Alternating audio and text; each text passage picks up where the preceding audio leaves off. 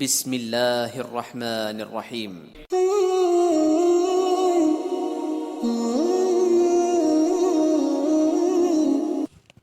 حضرت ابو ہریرہ رضی اللہ تعالی عنہ سے روایت ہے کہ رسول اللہ صلی اللہ علیہ وسلم نے فرمایا، قحط یہ نہیں ہے کہ تم پر بارش نہ ہو، بلکہ قحط یہ ہے کہ بارش ہو، پھر بارش ہو، لیکن زمین کوئی چیز نہ اگائے۔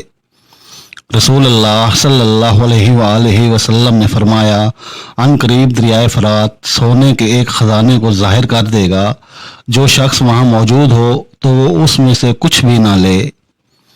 نبی صلی اللہ علیہ وآلہ وسلم نے فرمایا، ایسا فتنہ پیدا ہوگا جس میں سونے والا جاگنے والے سے بہتر ہوگا، اور اس میں جاگنے والا اٹھ کر کھڑے ہو جانے والے سے بہتر ہوگا، اور اس میں کھڑا ہو جانے والا دوڑنے والے سے بہتر ہوگا۔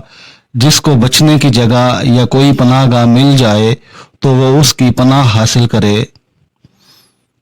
حضرت ابو ہریرہ رضی اللہ تعالی عنہما سے روایت ہے کہ رسول اللہ صلی اللہ علیہ وسلم نے فرمایا، قیامت قائم نہیں ہوگی یہاں تک کہ بہت زیادہ حرج یعنی جانوں کی تباہی ہو جائے گی۔